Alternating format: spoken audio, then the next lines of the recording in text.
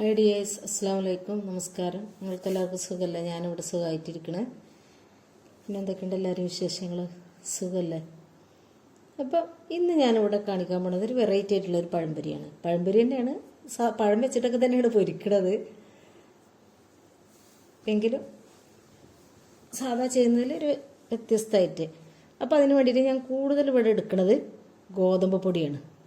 ഒരു 3-4 സ്പൂൺ, ടീസ്പൂണല്ല, വലിയ സ്പൂണിന് 3-4 spoon, 4 spoon ഗോതമ്പ് പൊടി എടുത്തിട്ടുള്ളത്.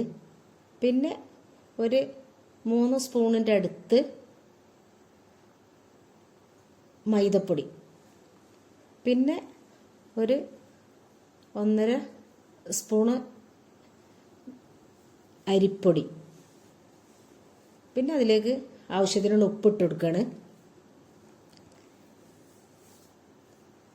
ഉപ്പിട്ട് കൊടുത്തതിന് ശേഷം പിന്നെ അതിലേക്ക് ഞാൻ ഒഴിച്ചു കൊടുക്കുന്നത് ഒരച്ച് ശർക്കര, ഒരു വലിയൊരച്ച് ശർക്കര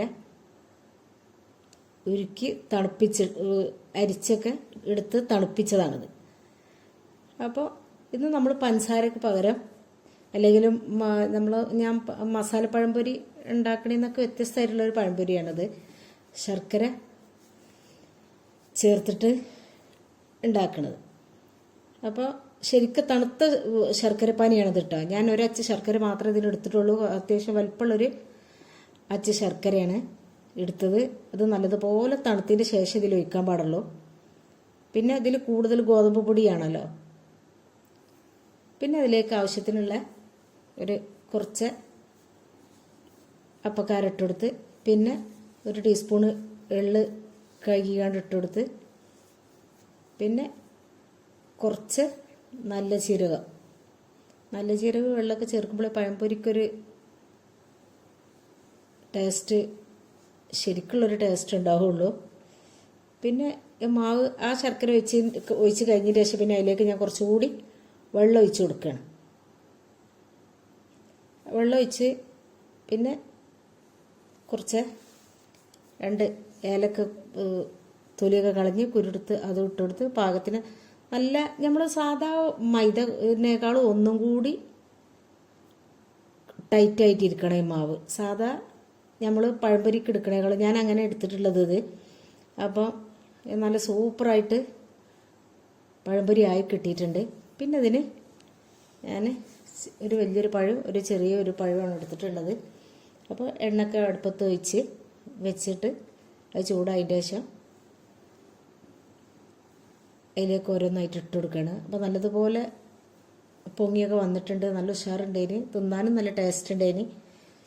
അപ്പോൾ നിങ്ങൾ ഇതുപോലെയൊക്കെ ഒന്ന് ഉണ്ടാക്കി നോക്കിയതിന് ശേഷം അതിൻ്റെ ഫീഡ്ബാക്ക് അറിയിക്കുക.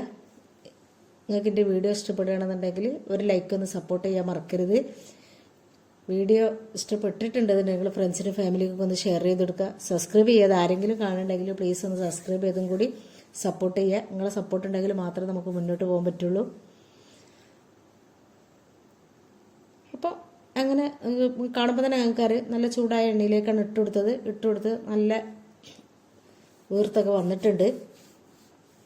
അപ്പോൾ എൻ്റെ കയ്യിൽ ഈ സമയത്ത് ബറ്റ് ചേർത്ത് കൊടുക്കാനില്ലാത്തതുകൊണ്ടും തൈര് ചേർത്ത് കൊടുക്കാനില്ലാത്തതുകൊണ്ടാണ് ഞാൻ അപ്പസോഡ ഇട്ടത്. ഇതിൽ തൈരോ ചോറോ ഏതെങ്കിലും ചോറ് അരച്ച് ചേർത്ത് കൊടുക്കാൻ പറ്റുകയാണെങ്കിൽ അത് ഇട്ടെടുത്താൽ മതി, ഇല്ലെങ്കിൽ ഒരു സ്പൂൺ തൈര് ചേർത്ത് കൊടുത്താലും മതി. ഓക്കെ, ഇത്രയൊക്കെ തന്നെയുള്ളൂ. അസ്സലാമു അലൈക്കും.